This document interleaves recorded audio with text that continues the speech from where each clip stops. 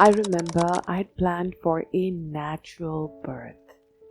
Now, I'd prepared everything for a smooth delivery from prenatal yoga until affirmations for labor, but on the day, things did not go as planned. My baby was in distress.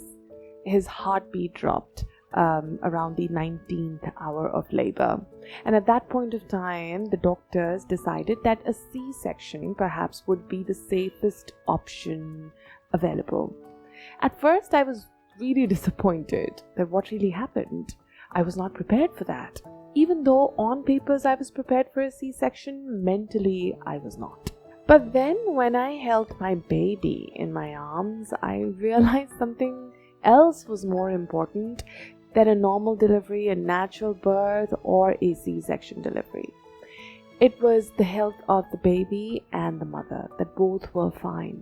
And I'm sure that a lot of mothers in their pregnancy have this question: would they have a C-section delivery or would they have a normal or natural birth, whatever that you want to call it? See, the doctors would make the right choice for you. You would have to trust your medical team, but you also have to trust your intelligence. And for that, you need to be aware and full of knowledge.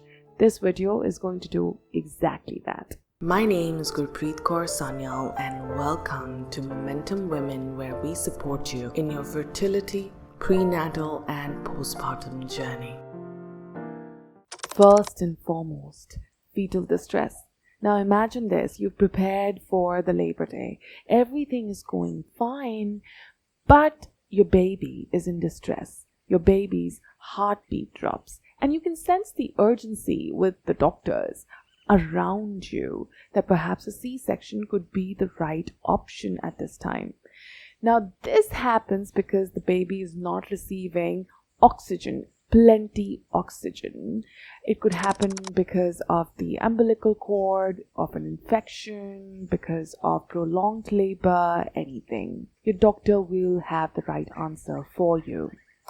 But at this point of time, I think do not be disappointed. It's okay. It's okay if they want to save your baby as soon as they can. Malpositions. Now, of course, your baby's best position to come into this world is head down. However, in some cases, we have often seen that there's a breech position or even sideways. So in these kind of cases, we recommend people to do prenatal yoga. There are specific positions that you can do that can help your baby to come into the optimal position. But I've seen many cases in which women tend to do the right poses of yoga, but then sometimes babies do not come to the right position. In these kind of cases, a C-section becomes a mandate because we do not want anything to go wrong with the labor. We don't want a prolonged labor or even a cord compression. So C-section can be necessary in this. Another thing is a prolapsed cord. I don't want you to imagine this, but I want you to be aware of this. In these kind of cases, the cord comes out before the baby. Now, you can't really compress the cord because it would just stop the oxygen supply to the baby. So these are rare cases, but it can happen. So we just want to save ourselves. In these cases, a C-section is performed immediately, and I think that is required too. Placenta previa. Now, this is one of the most common causes for C-section, and it is really dangerous too. So what happens is that the placenta covers the cervix, making it impossible for the baby to be delivered through the cervix. So in these kind of cases, it is advised, it becomes a mandate for the woman to go through a C-section. Not even C-section, to be honest, throughout the pregnancy, it just becomes a little complicated for the woman and the baby. Now, I remember one of my friends who had placenta previa. She was advised to be on the bed most of the time to avoid any bleeding. She could not do heavy activity during her pregnancy, and it all makes sense. The baby and the mother should be safe during this period and even on the delivery. Placental abruption. I remember one of my friends, she went for her routine checkup, but she was immediately taken to the emergency room for a C-section. This happened because of placental abruption. The placenta falls right before birth, leading to a lot of bleeding too. This can cut the oxygen supply to the baby. I know it is a dangerous position to be in, but immediate medical attention can save lives. Another one that you should be aware of is Cephalopelvic disproportion. I always have to break this word down.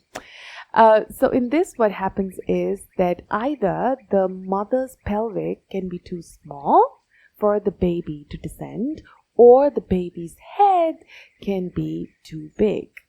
And women in this situation can go into prolonged labor. The baby would not descend. In these kind of cases also, a C-section is necessary.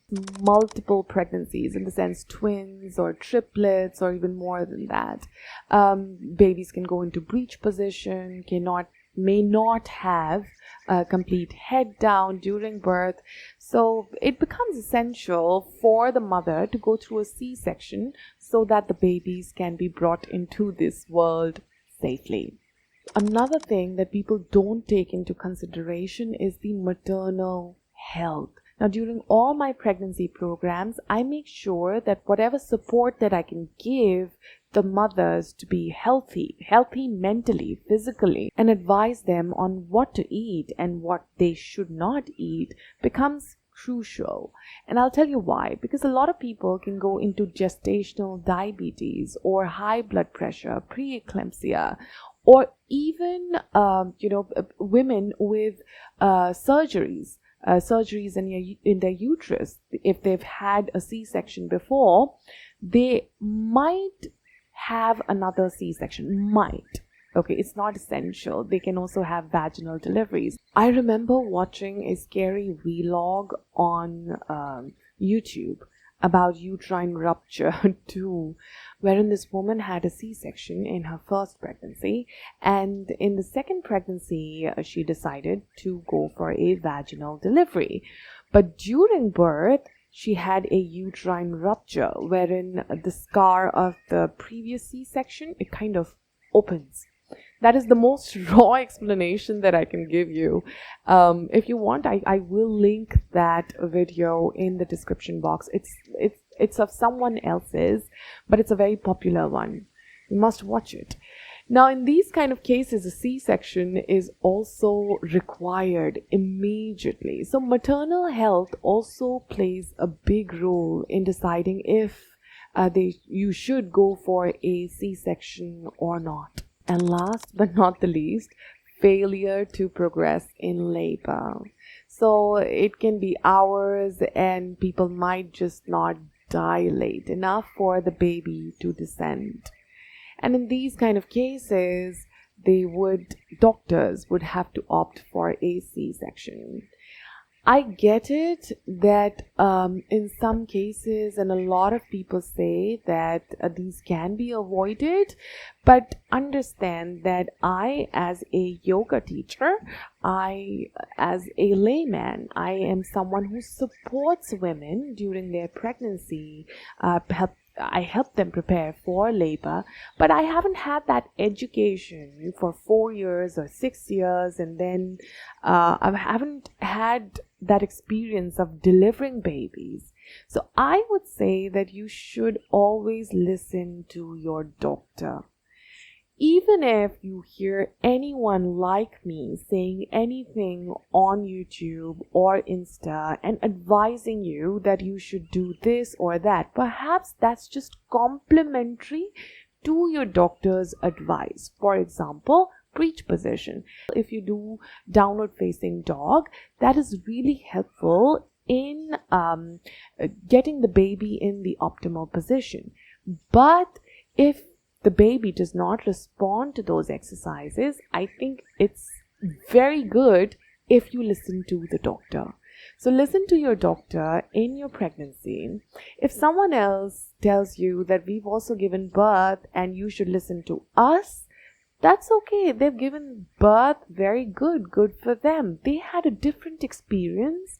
They had a different time that they gave birth in. This is your experience.